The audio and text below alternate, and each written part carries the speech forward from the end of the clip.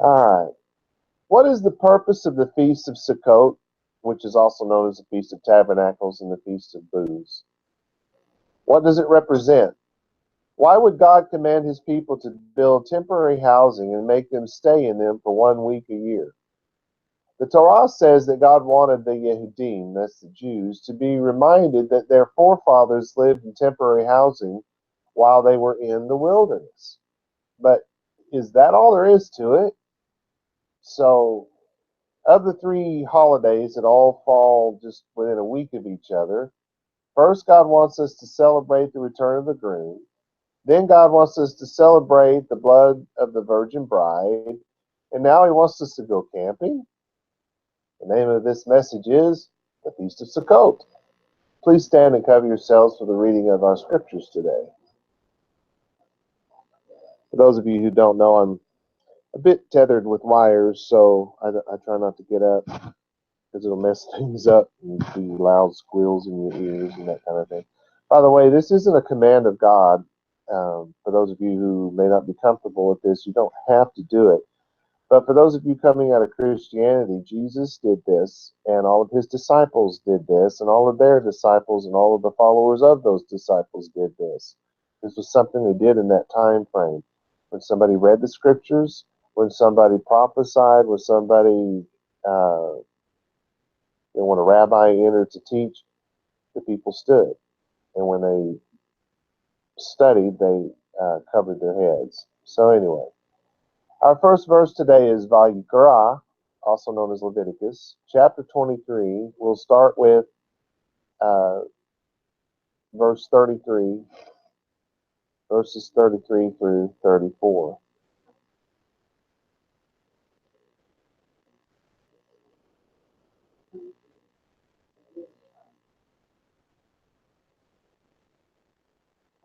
Okay, had a bit of a technical issue there. So now we're Vayikra, Leviticus 23. We're going to look at 33 through 44. It says, Va Yadaber Yahweh el Moshe lemur.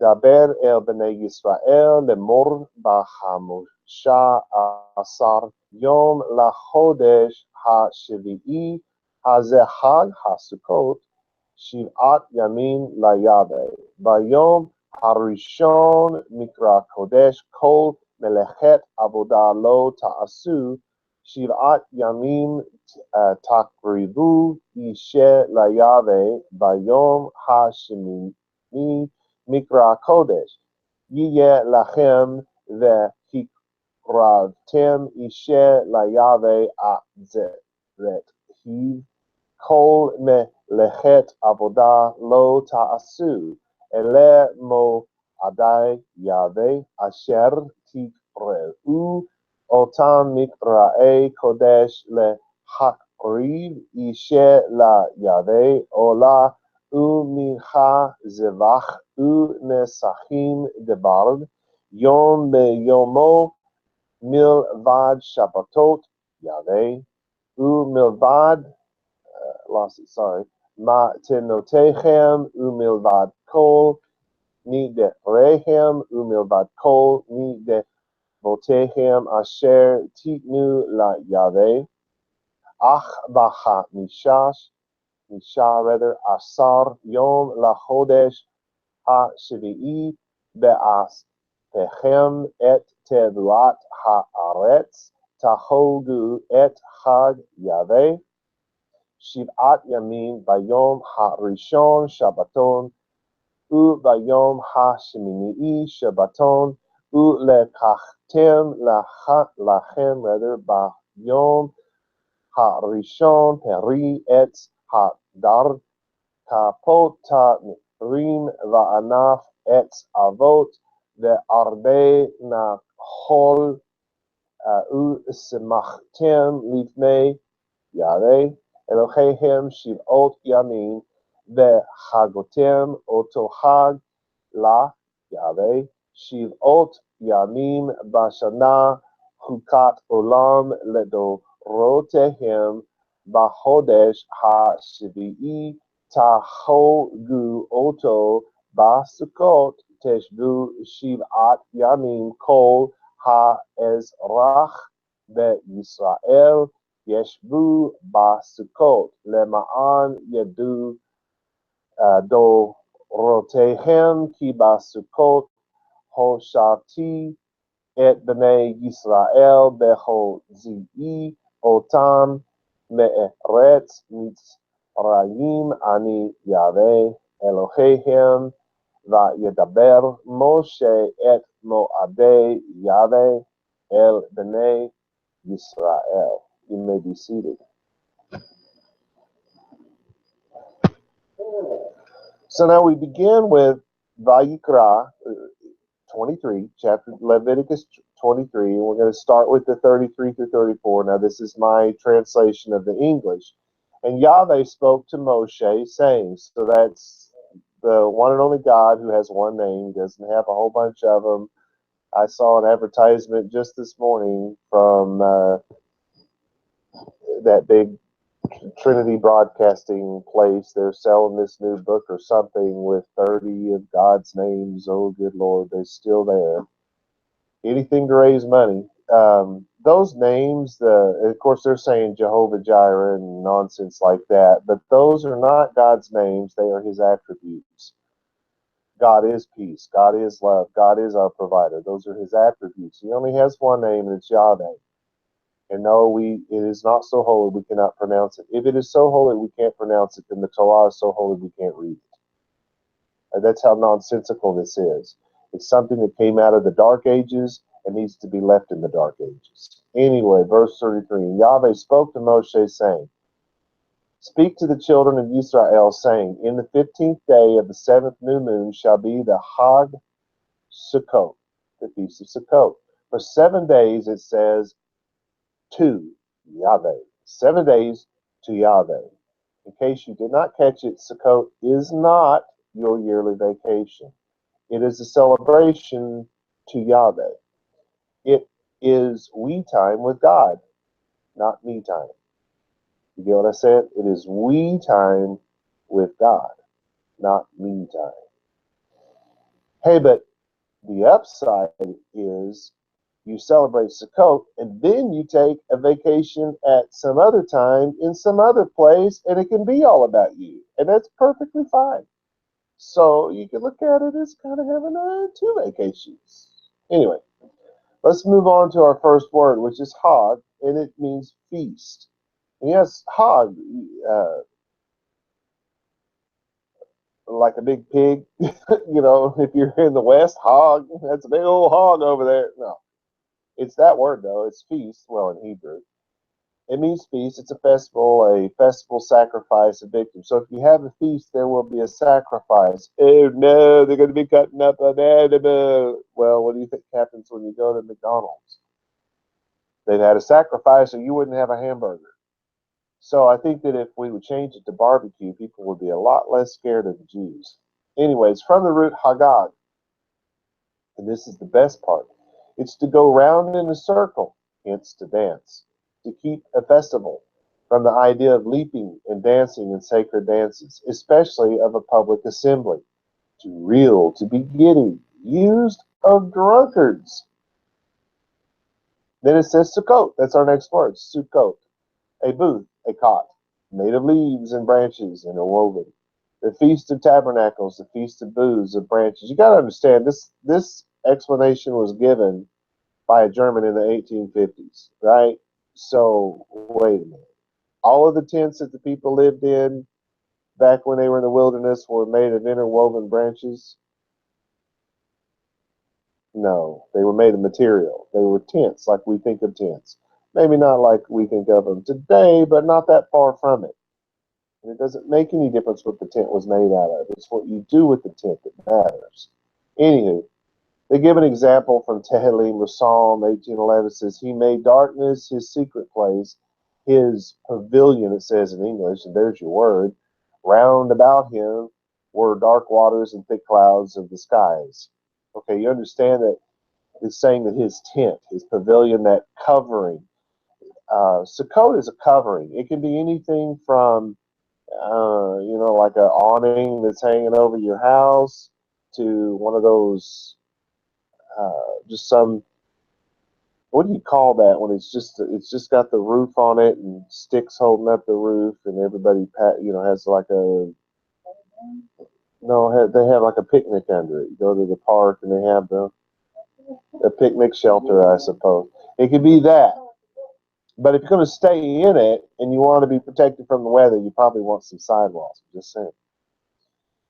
All right, but it's also used of the booth that they make for cattle and the lean-to. They even used it of the lair of a lion, and that's just a hole in the ground, or a bunch of a thicket where they carved out a little spot in the thicket, right? So it's just a place where you dwell.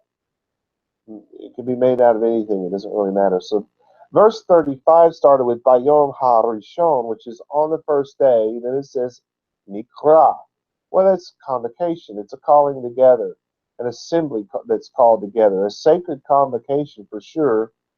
It's for reciting and reading, the reading of the Torah. You need to know that when they're talking about something that concerns the Bible, they're talking about the Torah, right? So it's from the root kara, which is to cry out, to call out.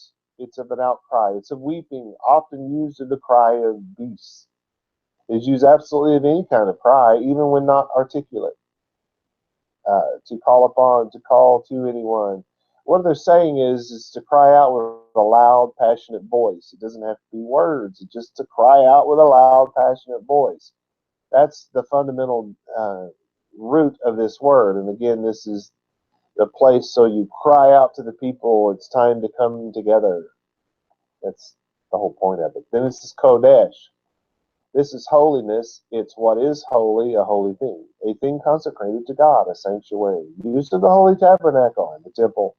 It is from the root kadash, to be pure, clean, properly used of physical purity and cleanliness. So if a person is physically pure, that means they've taken a bath, right? They haven't been rolling around in the dirt.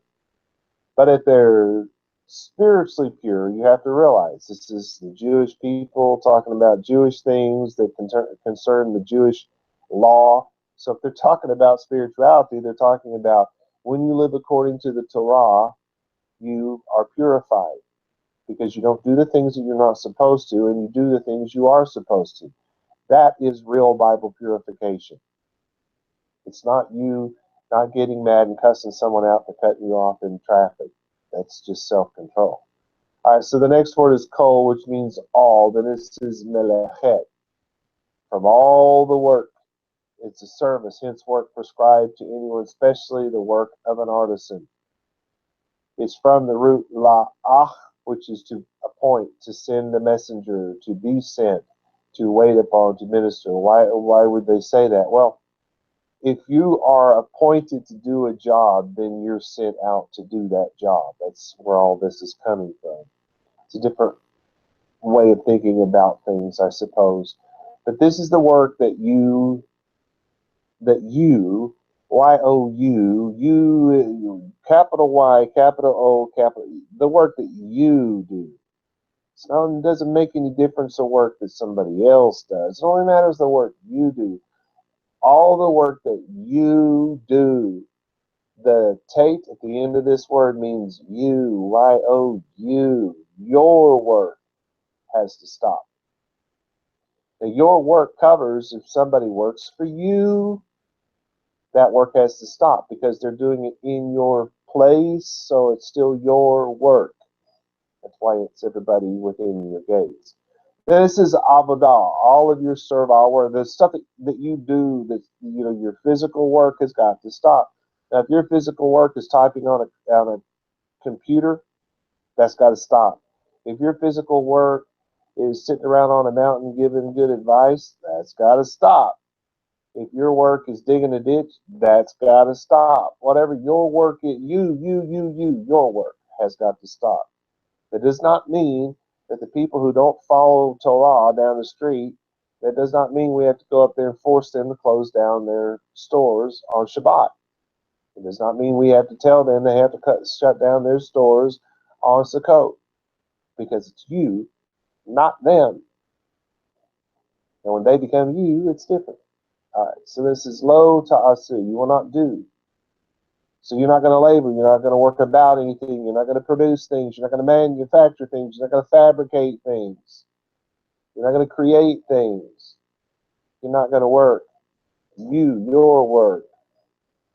So here's the translation. On the first day shall be a Mikra Kodesh, a convocation holy, or as we say it so wrongly in English, a holy convocation. Then it says, you shall not perform any avodah, any servile work. You don't do your work. You don't work, period. It doesn't mean you can go do somebody else's work, because you cannot work. All right, so then 36, Shiv At Yamim, in 7 days, and this is Tak Revu. So the Tak Revu is an offering. It's to approach, to come near. God is said to draw near when he aids the afflicted. So if you've been afflicted and God delivers you from that affliction, he aids you. He has come near you. If you are blind and God heals your blindness, then God has come near you. That's what they say. Those are said to draw near to God who piously worship him. Okay, remember, this is 1800s. What did they do with the word pious? They replaced the word Torah observant with pious. So those who worship him according to the Torah. Also, those who serve in the ministry of the temple. Because you don't have to work. I do. I'm just saying. Ishe, which is fire. But remember, this is being used of God. You're drawing near to God, so you're talking of God in human terms. What happens?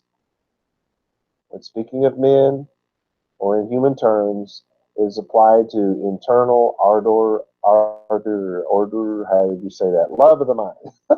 Passion. It's passion. You draw near to God with passion.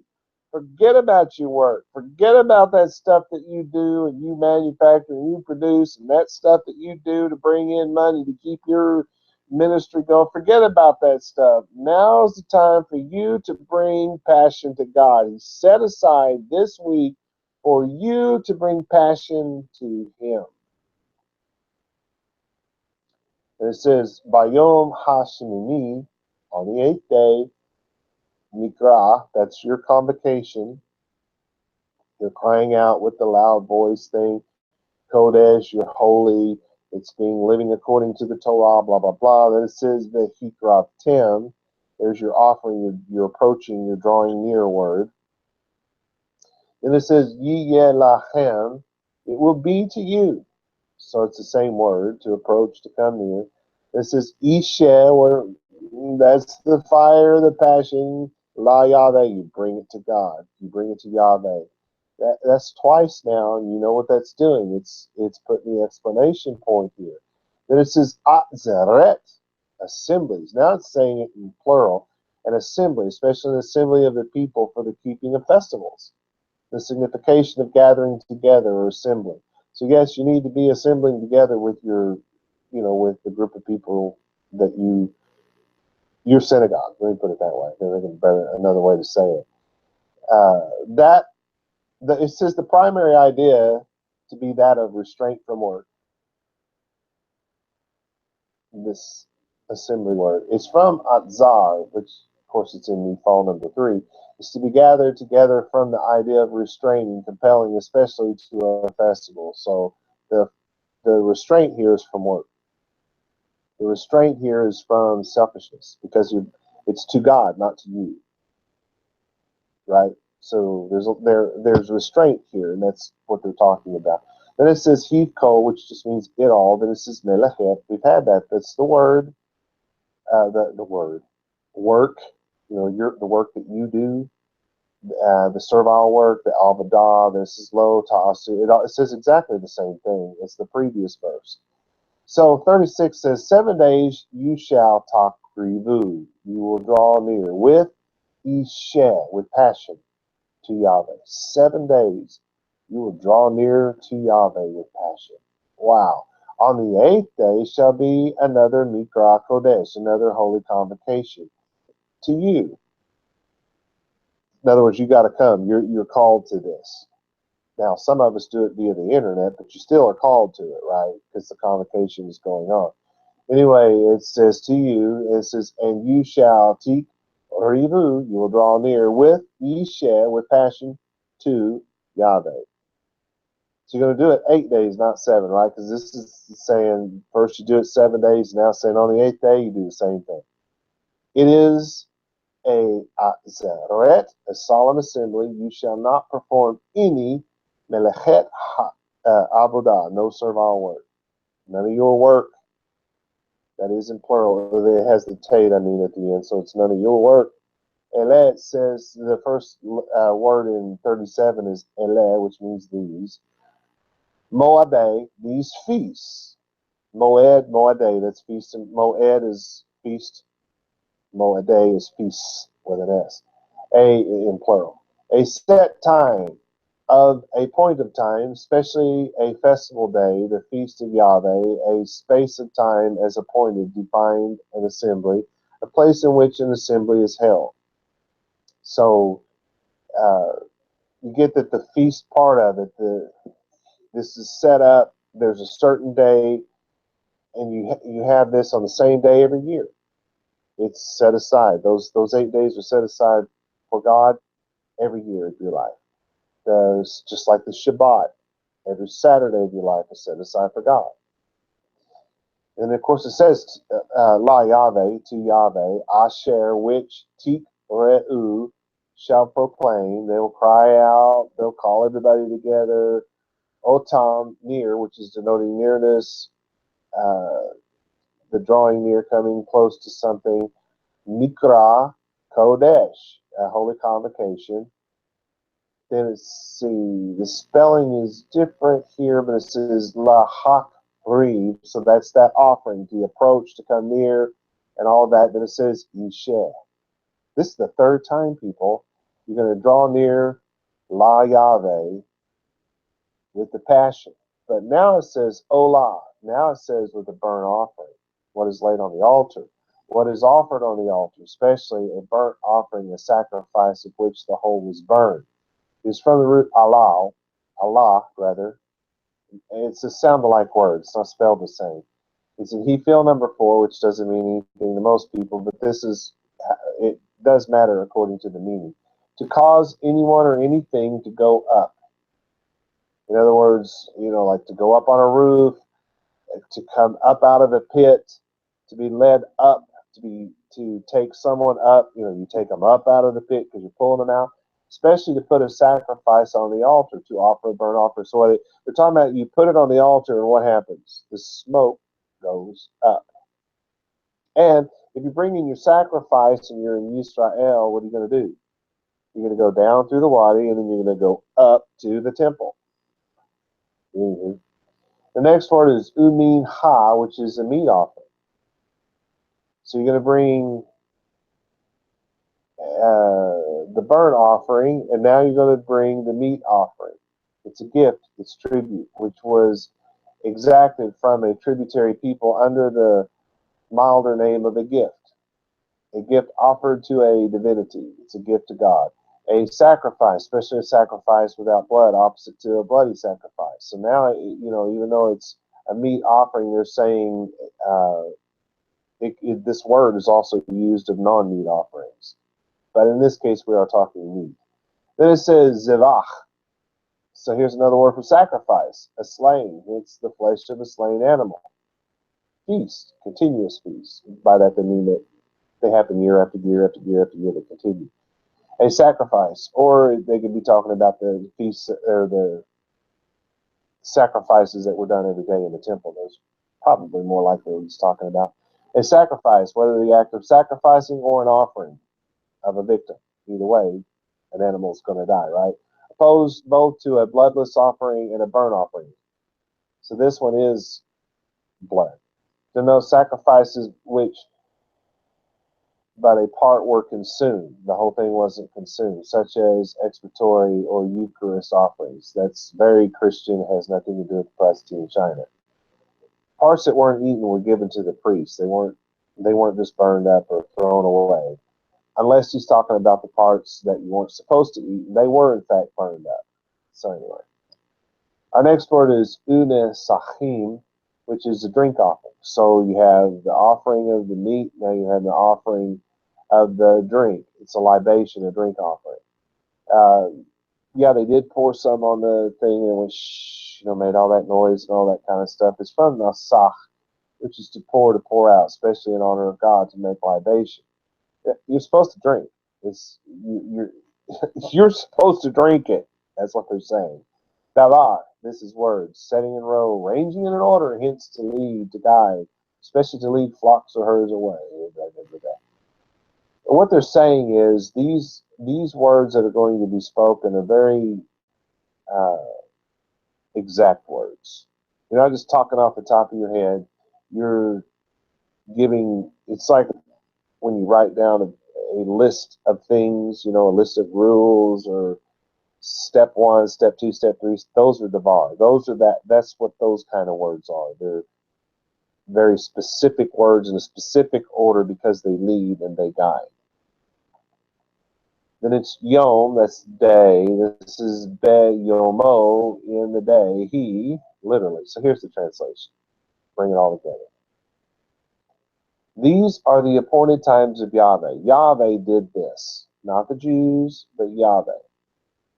Which you will proclaim a mikra'e kodesh. Here they use it in plural. So it's convocations holy. They do that because that means it will go on forever. That's why it's in plural. Having a whole bunch of convocations on the same day.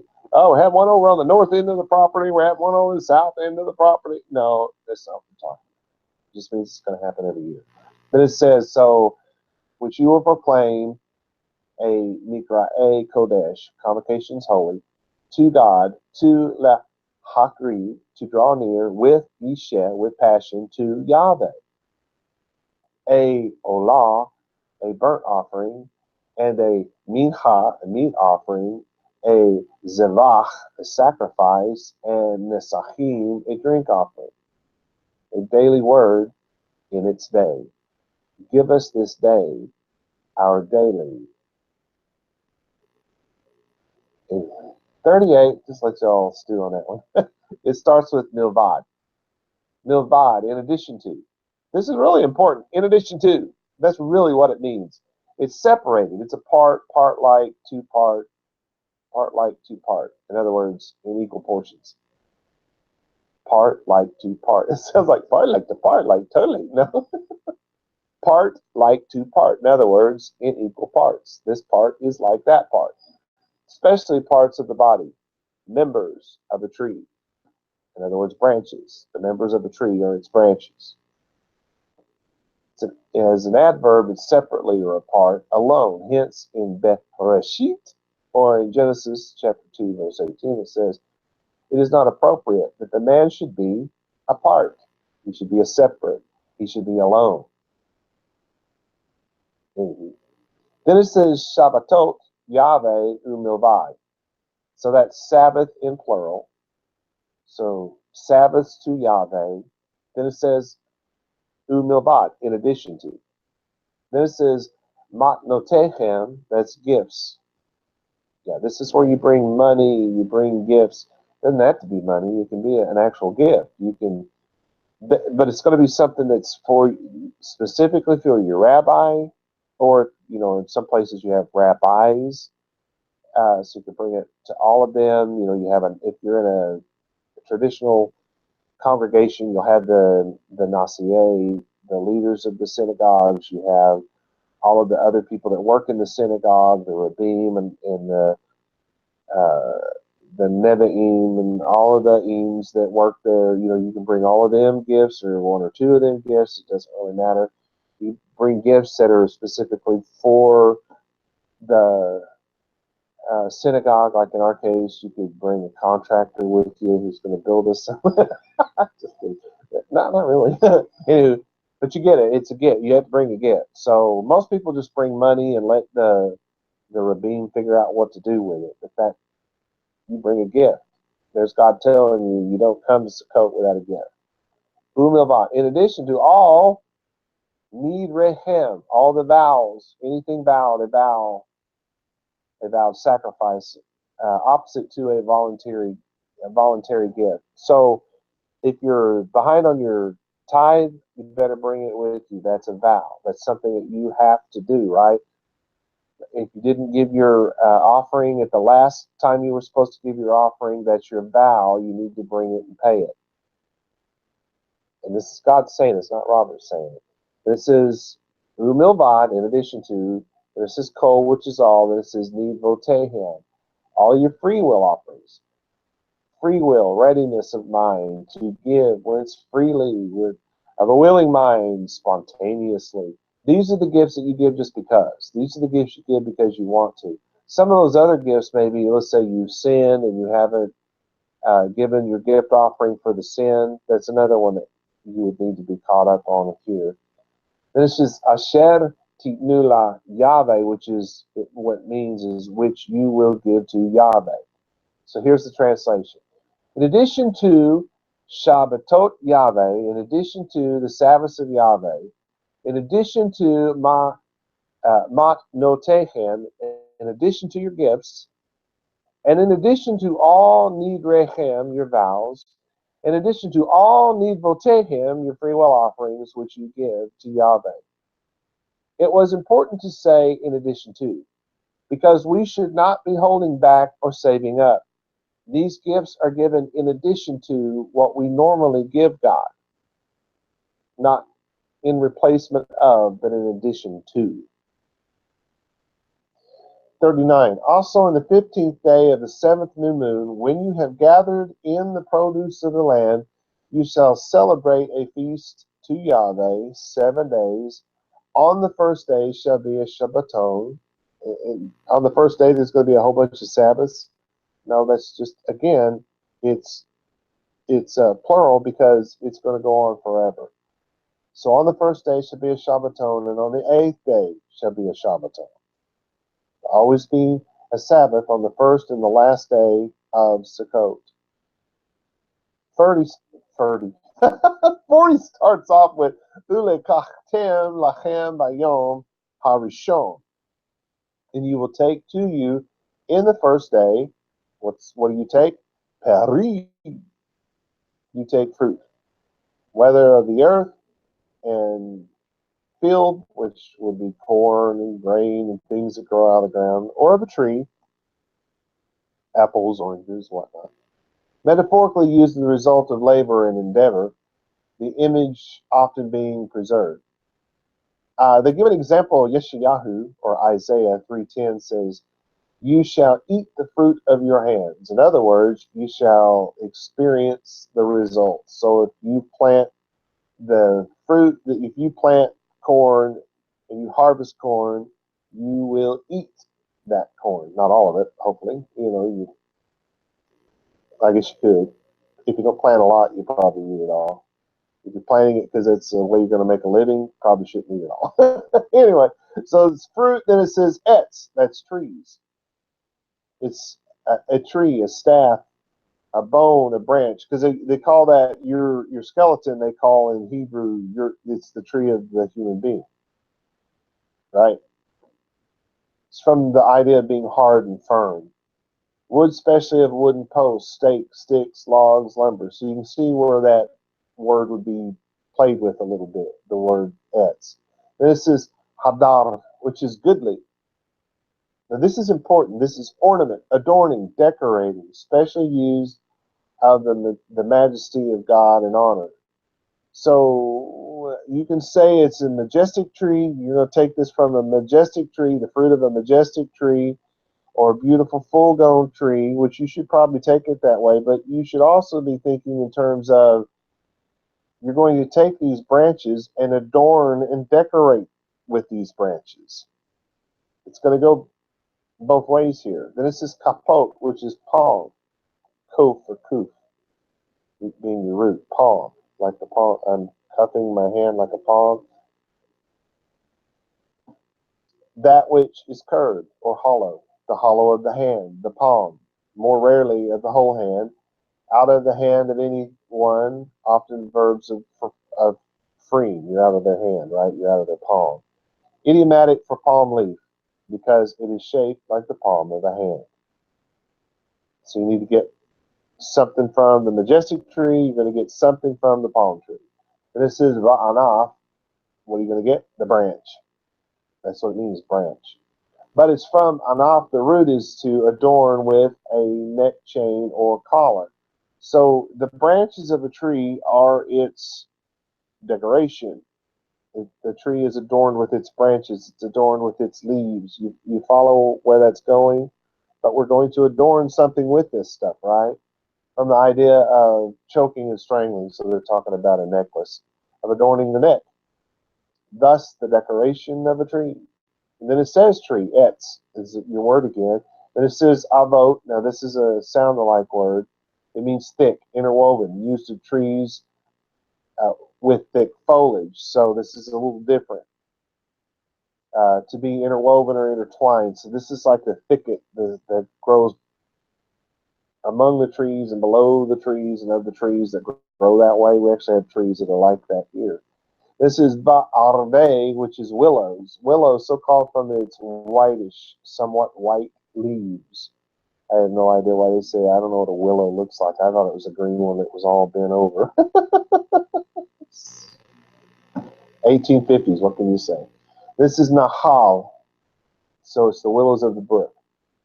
A river, a stream, whether one that constantly flows from the fountain or one which springs up from the rain or snow, water on the mountains, then disappears in the summer. So it's of a permanent or a non-permanent water source. So we'll be going over to my neighbor's living room and pulling up some of the leaves and branches growing in his living room since he built his house in the bottom of a dry river that fills up every time it rains. Anyway. So then we have Usimachtem Lifnei Yahweh Elohim Shivot Yamim, and you shall rejoice before Yahweh your God for 7 days. So here's the translation. We're in verse 40. And you shall take to you on the first day the fruit of full-grown trees, palms from palm trees, and the branches of thick trees, and willows of the brook. And you shall rejoice before Yahweh your God 7 days.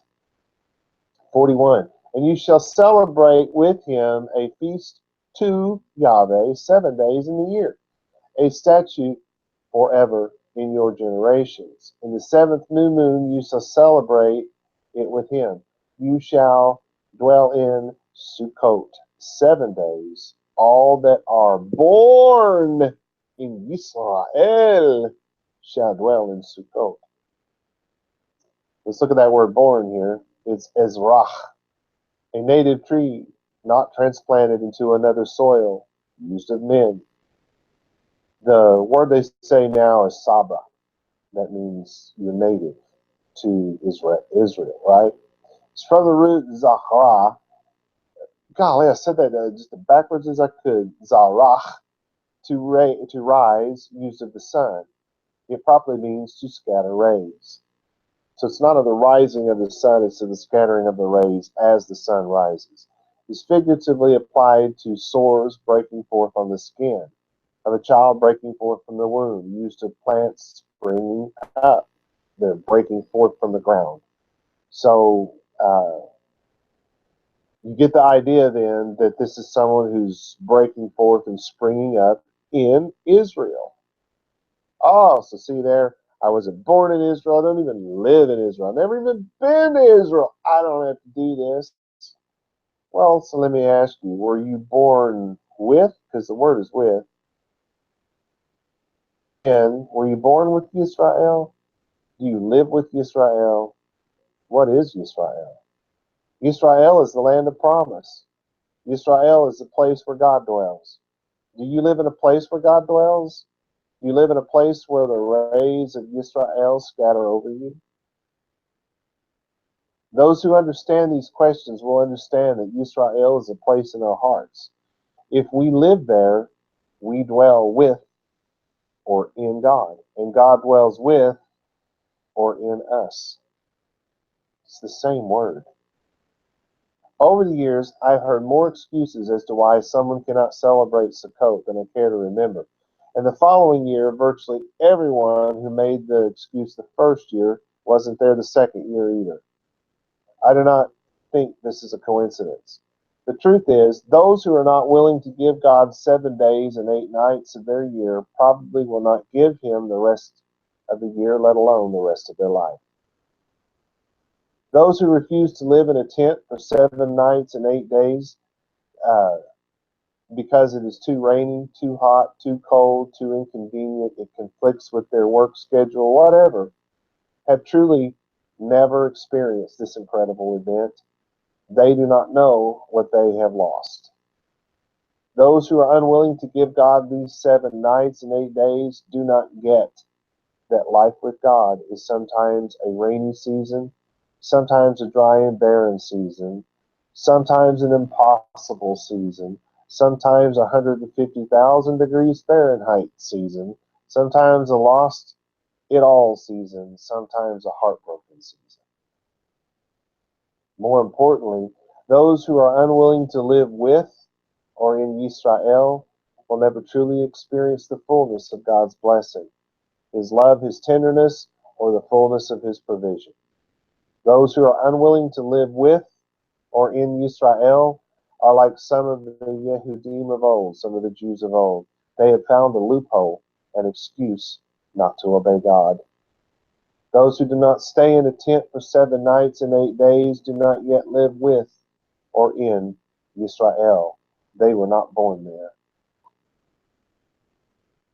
Kind of gives you a new spin on being born again, doesn't it? Verse 43 begins with lema'an, which is because. It is to designate by one's words, purpose, or intent.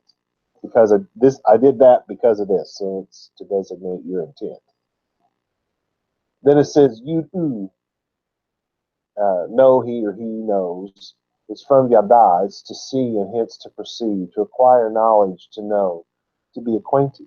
The signification both of seeing and knowing is to know, to perceive, to be aware of by the touch, often of the mind, and hence to understand, to get to know, to discover, whether by seeing or hearing, to know by experience. It is to experience it.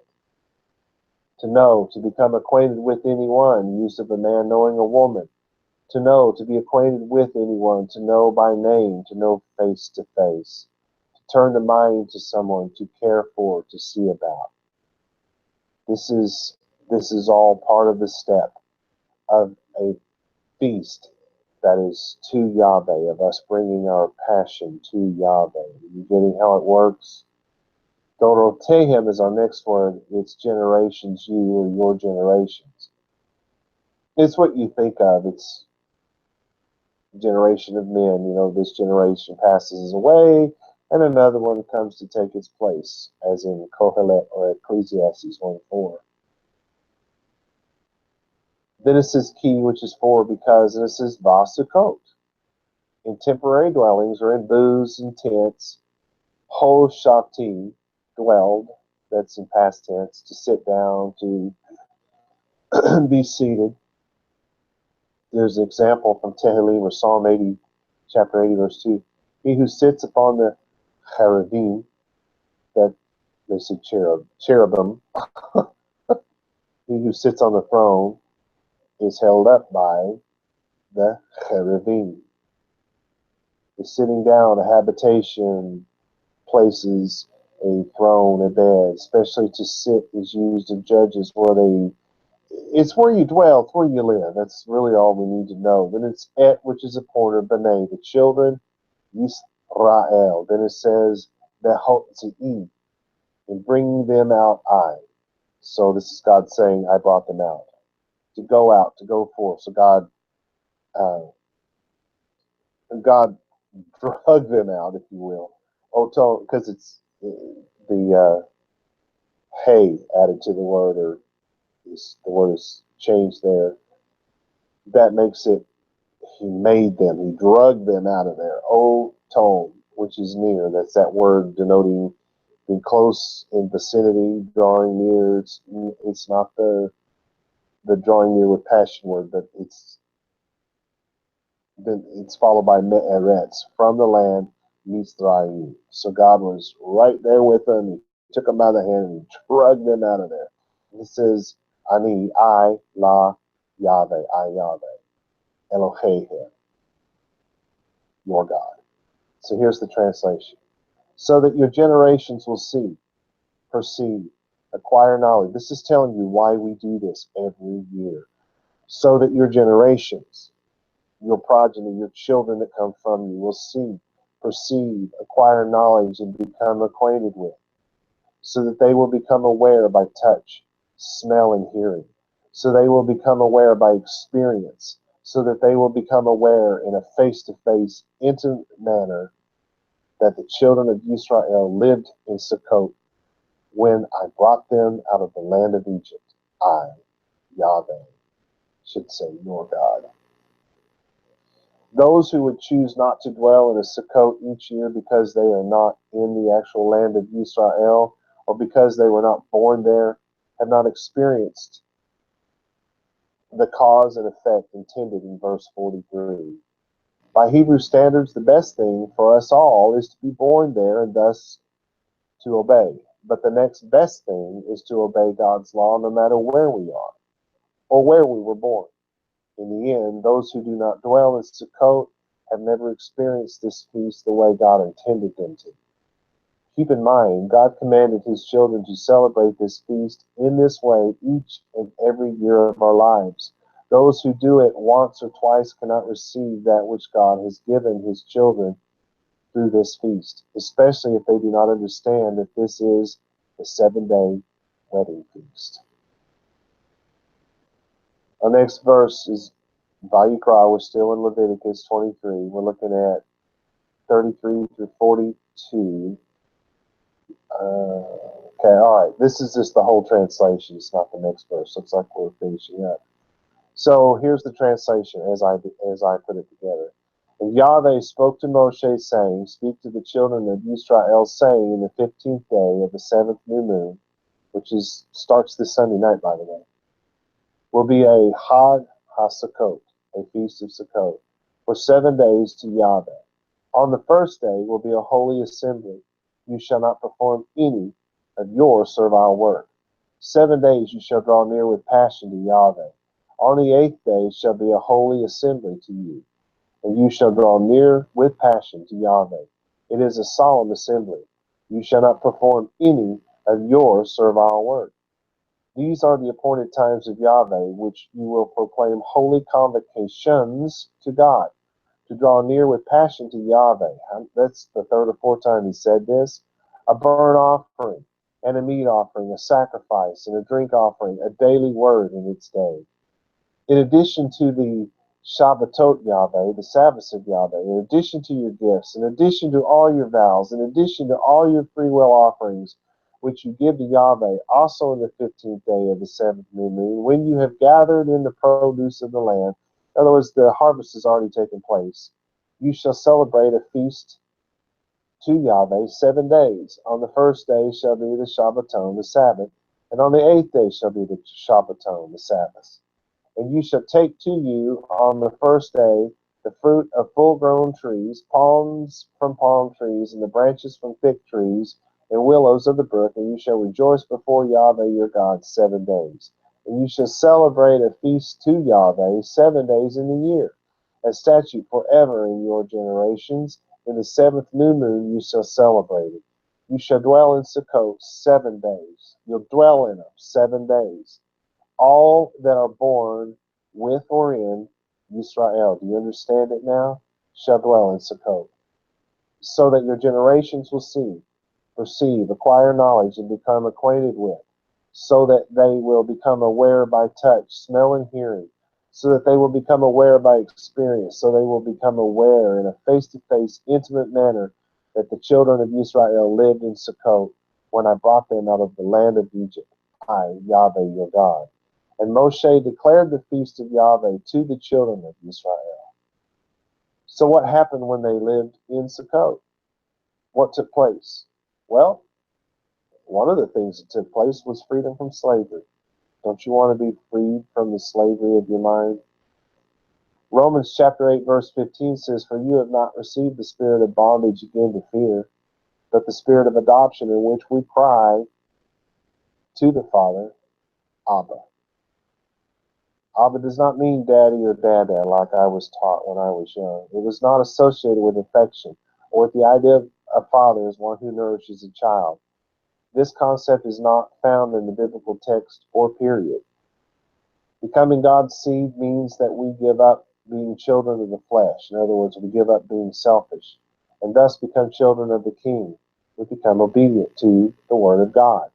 The word Abba is the Chaldean word for father. It was generally used only by children of royalty.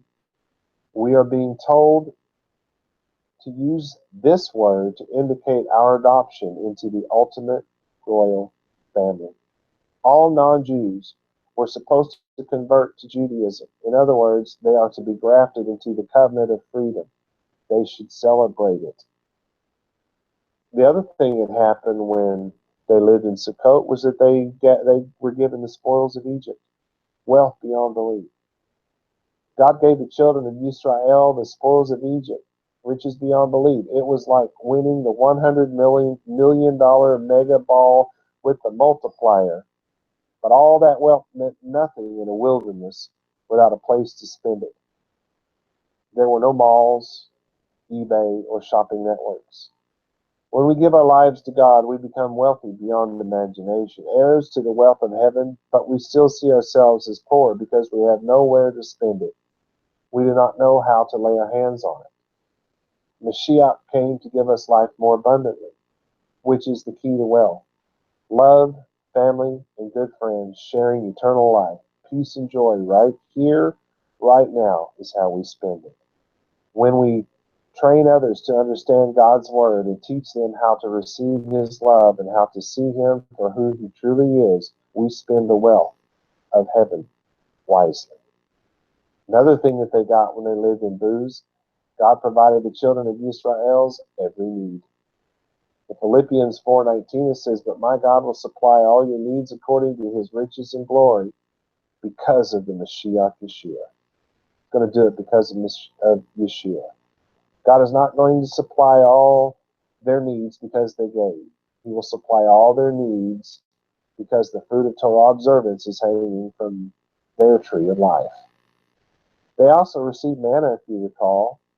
In Nehemiah 9:15 it said, "And gave them bread from heaven for their hunger, and brought forth water for them out of the rock for their thirst, and told them that they should go in to possess the land which you have sworn to give them." In Yochanan in John 6:33 it says, "For the bread of God is he who descended from the heavens and gives life to the world." Yeshua was born in Beit Lechem. You probably know it as Bethlehem, but it's Beit Lechem, which means the house of bread. This was no accident. John 6:35, Yeshua said to them, "I am the bread of life." Born in Bethlehem, he didn't say that part. "I am the bread of life. He that comes to me shall not hunger, and he who is faithful to me will never thirst." They also receive water from a rock. In Tehillim, or Psalm 105:41, it says, "He opened the rock, and the waters gushed out. They ran out in the dry places like a river." Wouldn't you like to have water in the dry places like a river? Yirmiyahu in Jeremiah 2:13 said, "For my people have done two evils. They have forsaken me." This is God talking. "They have forsaken me." And then what did he call himself? The fountain of living waters. Isn't that kind of what Yeshua said? They have hewed out cisterns, broken cisterns. They cannot hold water. They think they've got provisions stored up, and they're going to go try to get it and going to find empty holes in the ground is all they're going to find. And John 4:14 says, "But whoever drinks from the water that I give, they will never thirst. But the water that I give them will become in them a fountain of water springing up into life eternal." Man, makes me want to give a little passion to God. What about you? You know, they also had a pillar of cloud by day and fire by night. Shemot, or Exodus 13:21 says, "And Yahweh walked before them in a cloudy pillar by day, to lead the way for them, and in a fiery pillar at night, to be a light for them, to lead them day and night." God walked before them. One pillar was his left leg, and one pillar was his right. Just saying. Verse 12 said, "Then Yeshua, 12 of something, I didn't write down where it comes from. And Yeshua spoke to them, the people he was teaching at the temple at the moment, and again saying, I am the Torah. In English, it'll say eternal life. He that follows Mashiach, or he that follows me, does not walk in Torah rebellion. That's what they also call darkness. But has the Torah, which of course is the light of life. The verse is a remez to your Torah. Your word is a lamp to my feet and a light to my Torah observance, to my path. That's Psalm 119, 105. So they had the booths in the tabernacles, right? They lived in booths and they built the tabernacle. Nehemiah 8:14 said, and they found in the Torah that Yahweh commanded by the hand of Moshe that the children of Israel dwell in Sukot in the feast of the seventh new moon. You do realize these are people who were not born in Israel, right? Well, what did they do? They celebrated Sukkot. Yochanan in John 7:2 says, now the Yehudim, the Jews' feast of Sukkot was at hand. Read or Hebrews 11:9 says, faithfully he journeyed to the land of promise as a foreigner, dwelling in Sukkot with Yitzhak and Yaakov sharing the same promise. Obviously, that's speaking of Abraham. Ma'asim or Acts 18:3 says, and because he was of the same trade, he dwelt with them and worked, for they were Sukkot craftsmen. God traded all the splendor of his throne in heaven for a seat in a tent, just so he could be with those whom he loved. God traded all the splendor of his body for human flesh, just so he could be killed on a cross. But by doing so, he can now live in the place he always wanted to live. That place is face to face with all his children. The Feast of Sukot is a representation of the day God comes to live face to face with his beloved. God dwells with his loved ones in temporary dwellings while they are being prepared for their entrance into the promised land. God lives face to face with us while we are being prepared for the ultimate promised land. So God wants his people to celebrate the trip from slavery to the promised land. We build the little dwelling in the woods to celebrate the day we enter into our place with him. Additionally, the holiday begins with us celebrating the return of the holidays, the three that are together. It begins with celebrating the return of the groom. Then we celebrate the blood on the chuppah. And then we end all the celebrations remembering how it all started. And isn't it interesting that the 7-day wedding celebration always followed the finding of the virgin blood on the chuppah? I hope this year is the right time for us all to live with or in Israel. Shalom, Shalom.